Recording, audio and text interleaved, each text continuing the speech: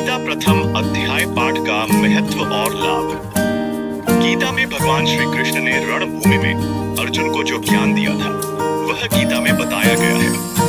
गीता में कुल 18 अध्याय हैं और उन सभी है यह अपना अलग अलग महत्व है।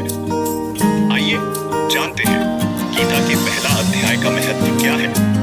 श्री गीता उपनिषदों का सार है। महाभारत युद्ध के समय रणभूमि में भगवान श्री कृष्ण ने अर्जुन को जो ज्ञान दिया था वह गीता में बताया गया है। गीता में ऐसी बहुत सी बातें हैं जो मनुष्य को जीवन की कई कठिनाइयों को आसान बनाती है। इतना ही नहीं, गीता पढ़ने पर मनुष्य को बहुत सी नई जानकारियां भी मिलती है।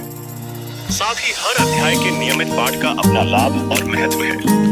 भगवान शिव ने देवी पार्वती को गीता के पहले अध्याय के पाठ का महत्व जो बताया है वही यहाँ आपके लिए प्रस्तुत है। लेकिन गीता के पहले अध्याय के महत्व को जानने से पहले जान लीजिए श्रीमद् भगवद गीता के प्रथम अध्याय की खास बातें। गीता के पहले अध्याय का नाम अर्जुन विषाद योग है। इस अध्याय में कुरुक्षेत्र के मैदान में उपस्थित बंधुओं और संबंधियों को सामने देखकर अर्जुन के मन में उठे विषाद और मनह स्थिति का वर्णन किया गया है, जिसे संजय धृतराष्ट्र को बताते हैं। गीता प्रथम अध्याय का महत्व। एक समय पार्वती जी ने पूछा है, महादेव जी, किस ज्ञान के बल पर संसार के सिरे सब लोग आपको शिव कहकर पूछते हैं। मृगछाला ओढ़े और अपने सभी अंगों में शमशान की विभूति लगाए, गले में सर्प और नर मुंडों की माला पहने हुए हो, इनमें तो कोई भी पवित्र नहीं, फिर आप किस ज्ञान से पवित्र माने जाते हैं। तब महादेव ने उत्तर दिया कि हे प्रिय सुनो, मैं गीता ज्ञान को अपने हृदय में धारण करने से पवित्र माना जाता हूँ। इस ज्ञान से मुझे बाहर के कर्म नहीं व्यापते। तब पार्वती जी ने कहा कि हे भगवान, जिस गीता ज्ञान की आप ऐसी स्तुति करते हैं उसके श्रवण करने से कोई कृतार्थ भी हुआ है। महादेव ने उत्तर देते हुए कहा कि इस ज्ञान को सुनकर बहुत से जीव कृतार्थ हुए हैं और आगे भी होंगे। मैं तुम्हें एक पुरातन कथा कहता हूँ, तुम सुनो। एक समय पाताल लोक में शेषनाग की शैया पर श्री नारायण जी नैन मूंदकर आनंद में मग्न थे। उस वक्त भगवान के चरण दबाते हुए लक्ष्मी जी ने पूछा, हे प्रभु, निद्रा और आलस्य तो उन पुरुषों को व्यापता है जो जीव तामसी होते हैं, फिर आप तो तीनों गुणों से अतीत हो। आप तो वासुदेव हो, आप जो नेत्र मूंद रहे हो, इससे मुझे बड़ा आश्चर्य है। नारायण जी ने उत्तर देते हुए कहा, हे लक्ष्मी, मुझको निद्रा आलस्य नहीं व्यापता। एक शब्द रूप जो भगवत गीता है उसमें जो ज्ञान है उसके आकार रूप है। यह गीता शब्द रूप अवतार है। इस गीता में यह अंग है। 5 अध्याय मेरे मुख है, 10 अध्याय मेरी भुजा है, 16वां अध्याय मेरा हृदय और मन और मेरा उदर है, 17वां अध्याय मेरी जंघा है, 18वां अध्याय मेरे चरण है। गीता श्लोक ही मेरी नाड़ियां हैं और जो गीता के अक्षर है वो मेरा रोम है। ऐसा मेरे शब्द रूपी जो गीता ज्ञान है उसी के अर्थ मैं हृदय में विचार करता हूँ और बहुत आनंद प्राप्त होते हैं।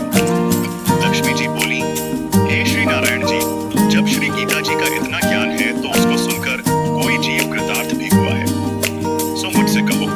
तब श्री नारायण ने कहा, हे लक्ष्मी, गीता ज्ञान को सुनकर बहुत से जीव कृतार्थ हुए हैं, सो तुम श्रवण करो। एक व्यक्ति था जो चांडालों के कर्म करता था और तेल नमक का व्यापार करता था। उसने एक बकरी पाली। एक दिन वह बकरी चराने के लिए वन में गया और वृक्ष से पत्ते तोड़ने लगा।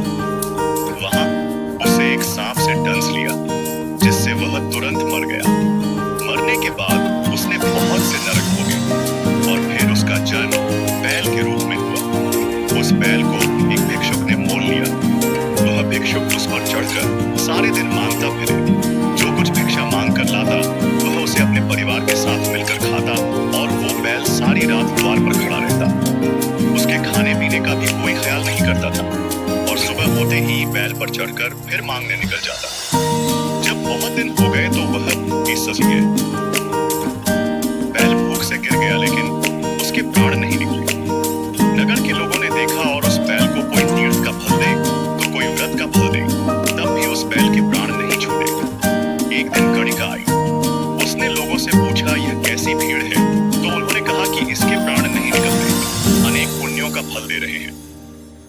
इसकी मुक्ति नहीं होती। तब गणिका ने कहा कि मैंने जो कर्म किया है उसका फल मैंने इस बैल को दिया है। इतना कहते ही बैल की मुक्ति हो गई। तब बैल ने एक ब्राह्मण के घर जन्म लिया। पिता ने उसका नाम सुशर्मा रखा। उसके पिता ने उसे पढ़ाया लिखाया। उसको अपने पिछले जन्म की सुध थी। उसने एक दिन मन में विचार किया, जिस गणिका ने मुझे बैल की योनि से छुड़ाया था, आज उसका दर्शन करूं। विप्र चलते चलते गणिका के घर गया और कहा, आप मुझे पहचानती हैं? गणिका ने कहा, मैं नहीं जानती तुम कौन हो। तब उसने कहा कि मैं वही बैल हूं जिसको आपने अपने पुण्य दिए थे। तब मैं बैल की योनि से छूटा था। अब मैं विप्र के घर जन्म हूं। आप अपना पुण्य बताएं। गणिका ने कहा कि मैंने अपने जाने पुण्य नहीं किया, परंतु मेरे घर एक तोता है। वह रोज सवेरे कुछ पढ़ता है। मैं उसका वाक्य सुनती हूँ। उस पुण्य का फल मैंने तुम्हें दे दिया। तब विप्र ने तोते से पूछा कि तू सवेरे क्या पढ़ता है? तोते ने कहा, मैं पिछले जन्म में विप्र का पुत्र था।